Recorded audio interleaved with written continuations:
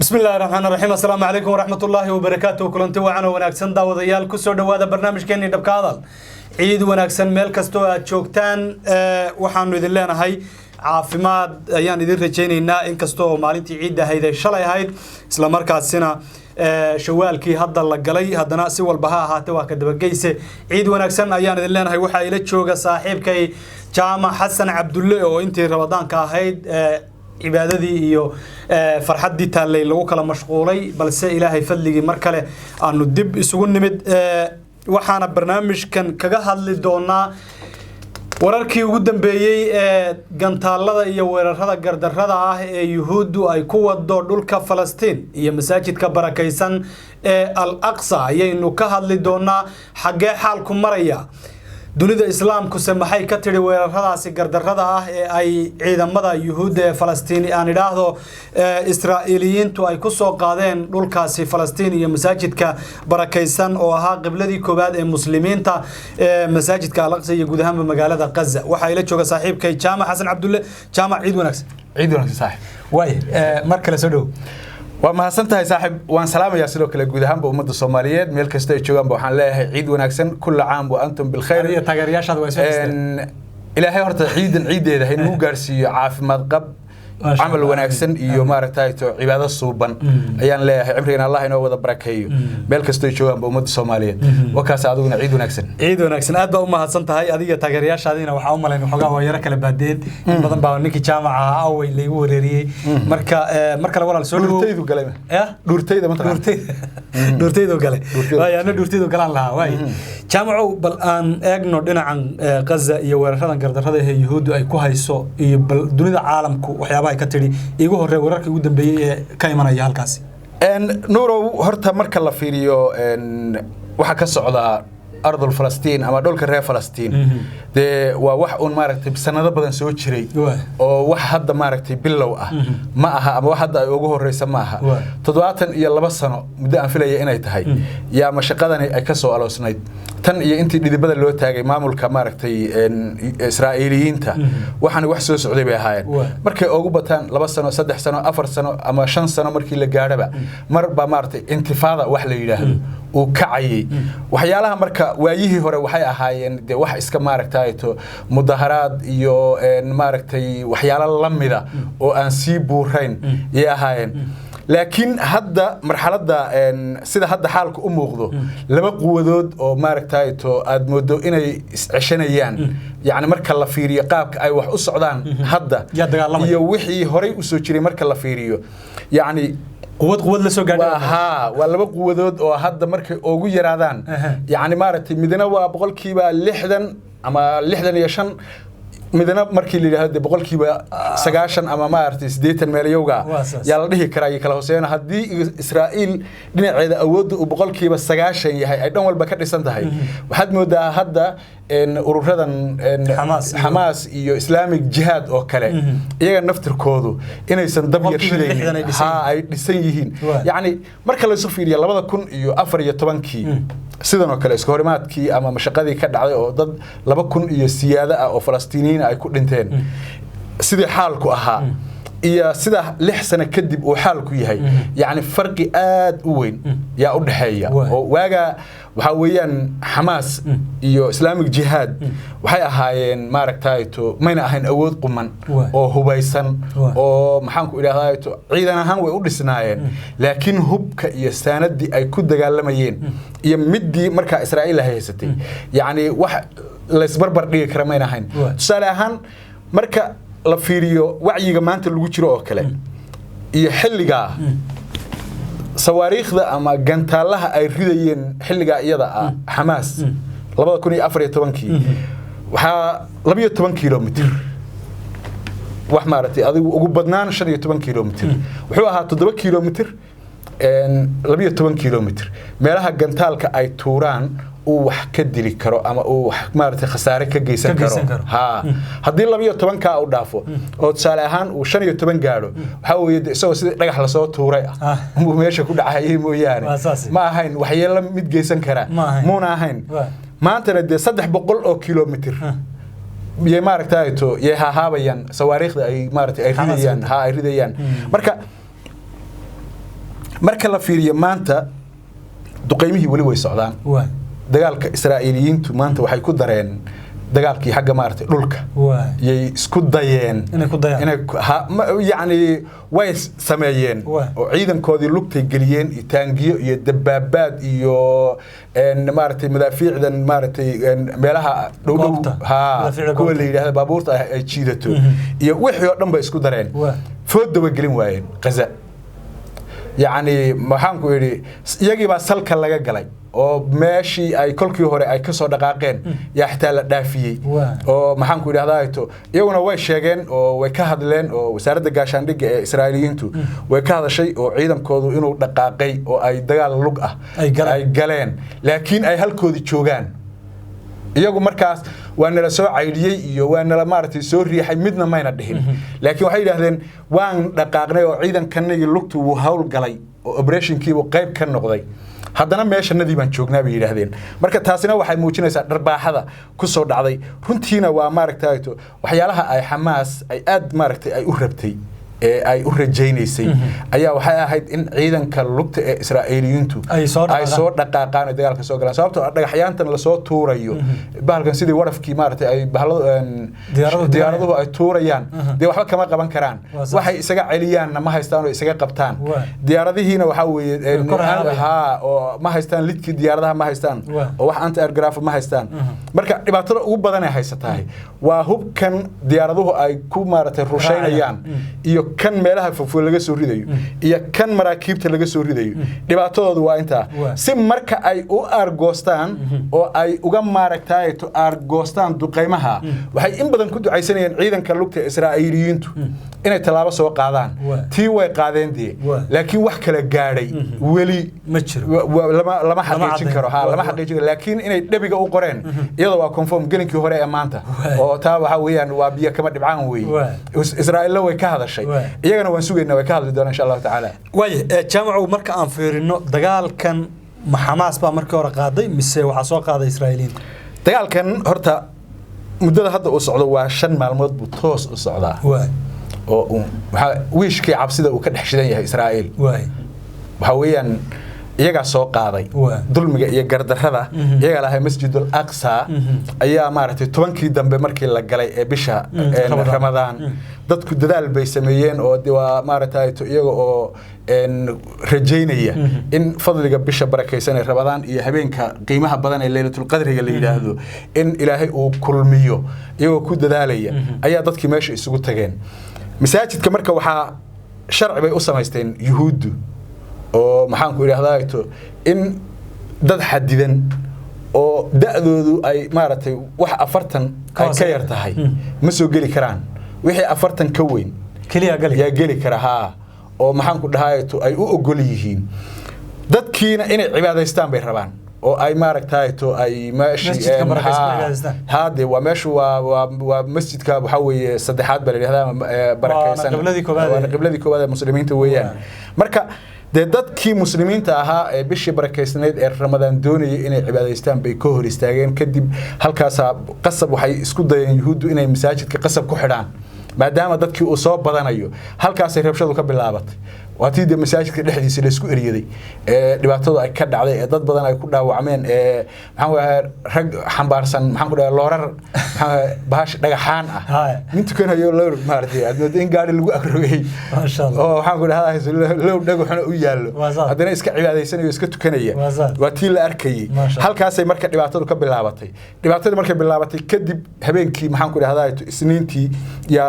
si fiican iyo isturturki iyo maartay ay u bilowdeen waxa ilaa markii dambe wiishku u yeeray habeenkii Khamiista way Xamaas awood bay la soo baxday sida aad ugu sheegtay ama aan arkiba haynay waxa la yiri goobo badan oo goobihii nuclear-ka kaydka u ahaa maartay Israa'iil way duqeeyeen magaaladii maartay Tel Aviv iyadana gantaalo badan bay roobka kaga dhigeen bal ka waran waxyeelada ay Xamaas geysatay marka la qiimeeyo baaxadinta lag bay leedahay horta waxaan filayaa aqaba in la yiraahdaan jecelahay meesha nuclear-ka Israa'iiliyiinta ay leedahay wali si rasmi ah in maartay ay duqeeyeen xogta wali ilaa iyo hadda ma hayno laakiin waa iska suuragal laakiin marka la fiiriyo sida ay wax u socdaan 2,000 oo gantaal ku dhawaad Israa'iiliyiintu waxay sheegeen in ay 1,000 iyo maxaan ku dhahdaa 800 oo gantaal in lagu soo tuuray ilaa iyo maxaan ku dhahdaa Isniintii waxa shaqadu si fiican ay u bilaabatayna waa Khamiistii weeyaan oo maaragtay ay hawshu ay sida fiican u socotay marka 1,800 oo gantaal ayaa ay sheegteen Yuhuuddu in lagu soo riday 1,800 ee gantaal min cirif ilaa cirif maxaan ku idhaahdaa dhulka ay Israa'iil haysato ee Falastiin ayaa madaafiicdaasi gaadheen waxa la xidhay aeroboortkii ugu weynaa Israa'iil ee Ben Gurion wax noocaas ah Ben Gurion wax noocaas la yiraahdaa ku kale oo waxa la xidhay la yiraahdaa isna maxaan ku idhaahdaa Roman ayaa isna xidhmay oo Israa'iiliintu ay leeyihiin labada garoomada ugu waaweynaa weeyaan diyaaradihii caalamiga ahaa ee duulimaadyada caalamiga ah ee imaan jiray ama flightskii caalamiga ahaa imaan jiray intoodii badnayd waa joogsadeen kala bari waa joogsadeen dadkii Israa'iil waxay ku wada jiraan dhulka hoostiisa dhulkay hoos wada galeen halka godadkii ku wada jiraan oo madaxu kala soo jeedaa maartay helgada sidii kala bashirkii oday ahaa muxuu ahaa Netanyahu god hoostii uu ka soo dhawaaqaya kii kale maxaan ku dhahdaa maxaa la Benny Gideon wax noocaas la yiraahdaa jecelahay kii gaashaandhiga god hoostii uu isna ka soo hadlaya saraakiishii ciidamadu god hoostood bay ka soo hadlayaan maxaan ku dhahayto baabuurtii nin walba meeshu taagnaaba baabuurka kaga cararay mar allaaliya markuu wiish ku yeero markay madaxa la soo baxaan ay dhahaan aad magaalada soo aadaanba wiishkii un baa yeeri wiishkii markuu yeerana dib baa u yaacay yacni khasaaraha soo gaadhay iskuulaadkii oo dhan baa xidhan dhammaan waxbarashadii dalka Israa'iil meesha dhulka Israa'iil ay haysato yani ku yaalay ama wixii ay wasaaradaha u yaqaaneen way wada xidhan yihiin waxa xidhan dhammaan hay'adihii waxa xidhan suuqyadii ganacsiga waxa maaragtay magaalooyin badan oo ay kamid ah magaalooyinka waaweyn ee maamulka Israa'iil ay haystaan yaa korontadii qaarkood ka go'day kaydkii shidaalka oo maxaan ku dhahdaa ku yaalay magaalada Aksholan wax noocaas la yiraahdo way duqeeyeen dhuumihii shidaalka ee iyagana maxaan ku dhahdaa aagaas Aksholan ka baxay ee Israa'iil u qaybinayay shidaalka iyagana docday ku dhufteen oo waa daadeen dhul beereed badan oo ay xoog ya Allah ya ummati ay ku beereen iyadana sidoo kale dab baa qabsaday oo waa gubtay waxa weeyaan khasaaraha soo gaadhay Israa'iil weligeed iyo waaqidnimo soo gaadhay dagaalka khasaaraha ka soo gaaray wax sababta kuma xisaabteen tusaale yar marka la fiiriyo waxa jira wax gaashaanka birta Iron Dome wax la yiraahdo oo ugu tala galeen madaafiicda inuu qabto yacni nooc kaste oo hub ah oo lagu soo weeraro Israa'iil waa qabtaa inuu qabto halkii gantaal noocan maartay Iron Dome-ka ay yiraahdaan waxa uu awood u leeyahay ama karti u leeyahay inuu 6 gantaal hawada ku qabto halkii sayruuq ee Iron Dome ah gaashaanka birta ah marka la yiraahdo oo yaani hawada Israa'iil oo dhan inaanay soo gali karin hatta daqsi inuu duuli karin iyo ku faanayeen waa bahalkii noocaas ahaa ee ay maartay adduunka oo dhan ugu faanayeen oo ilaahay quwad kaste oo nagu soo duusha yaani waxaan leenahay wax ka hortaga en ay ku faanayeen waxyaabaha ay aad uga cabsadaan uga calaacalaan waa tooreyda wixii kale oo dhan waan safe gareynay yiraahdaan baashan tooreyda iyo sakiinta iyo waxaas hadda ka cabsadaan laakiin waxay ku leeyihiin wixii kale oo dhan meel baan saaray amniganagu waa sugan yahay oo iyaga oo markaa ku xisaabtamaya qalabkan iyo waxyaalaha raadaarada iyo waxyaalaha noocaas ahaa iyaga ku xisaabtamaya ay waxay yiraahdeen security-ga Israa'iil oo dhan waa safe marka laga yimaado mindida iyo sakiinta wiil yar oo akimaan reeyay sakiin intuu qortiga kala dhow meelaha intuu kaga jeexay يقولي قاعد يقولوا إزاي ماذا أسكرية هذا شان أسكرينا ماشي قرب ليه ويقولوا قريبة الديار ذا كوسك عيان يكونتن تانجي إلى مركز دم بدأ وكشهيدي وأساس مركز نبقى أقبضا يجا هايستسيد إسلاحيان سكيمها يمين ديدو أها وألبسنا عليهم لباس الخوف والجوع بالموته إلهي عبسي يجاچو يرججح يدد كان يهود أقصى اللذيبة والله قد در مركز إن cabsida ugu badan ay qabeen kan oo ahaa wixii kale oo dhan waxay yiraahdeen waan ka gaashaamanay tii ay marka ka gaashaanteen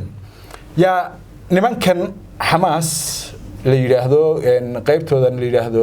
maxaan ku yiraahdaa ito magaca leh yaa waxay iyaguna kaartadii bay la fahmeen moogta 1 minute gudihii yaa waxay soo deynayaan 200 oo gantaal wixii la qabay 200 ee gantaal kuwa joog hoose ku duulayaan kuwana joog kore ku duulayaan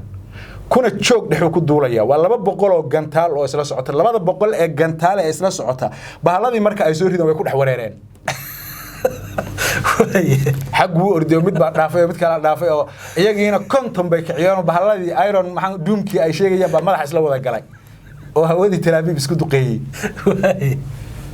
iyagii wareer dirbo waxay u yeedeen wax allaale iyo wixii maxaan kayd ciidankii kaydka la dhihi jiray dirbo wacaan taasa marka waxay keentay eeg khidada la isku dagay baa waxay tahay in waxay fahmeen nimankanu way sameysteen wixii ay hubkan ku qaban lahayd 2 iyo 3 lagu tuuro hal gantaal baa soo ya inta lagu soo tuuro intiiba qabanaya ilaa halkii sayruuq wuxuu qabanayaa 6 gantaal uu qabanaya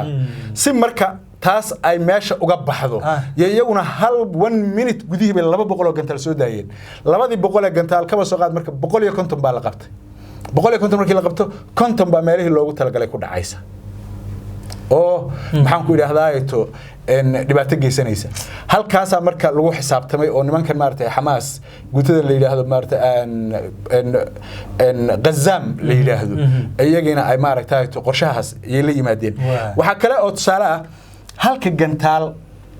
ee Iron Dome la yiraahdo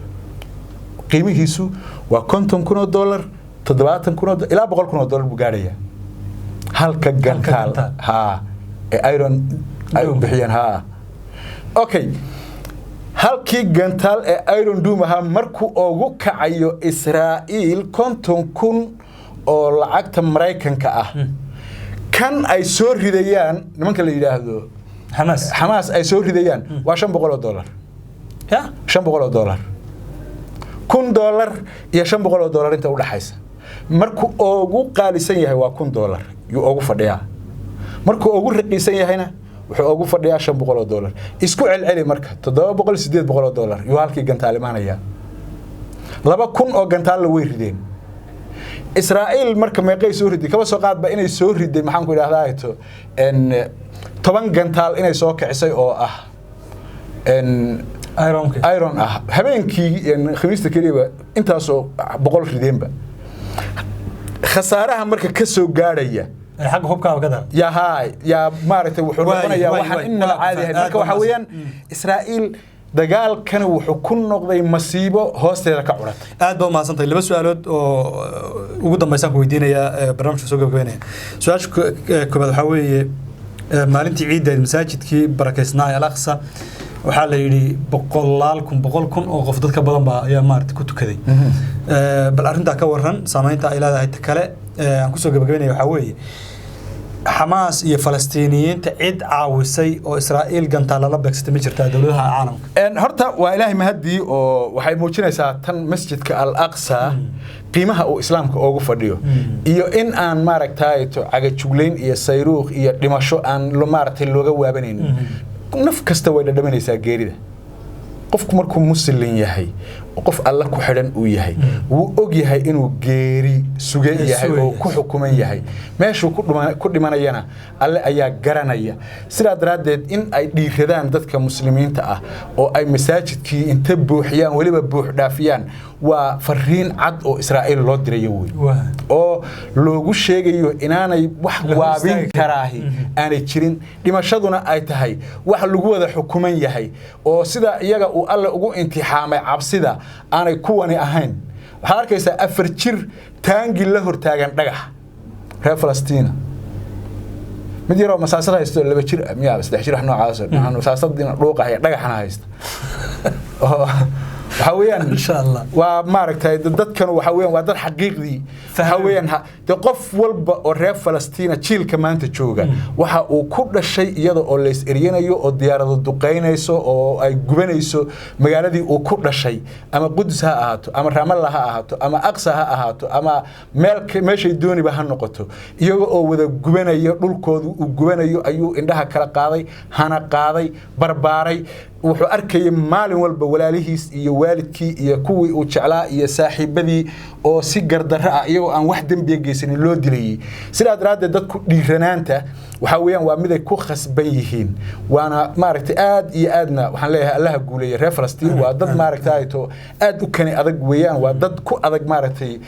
mabda'ooda hadday Kristan yihiin iyo hadday Muslim yihiinba ma aha Falastiiniyiintu wada Muslim ma aha oo waxa weeyaan waxay leeyihiin qayb maaragtay Kristiyaan ay leeyihiin marka allaha guuleeyaan leh tan kale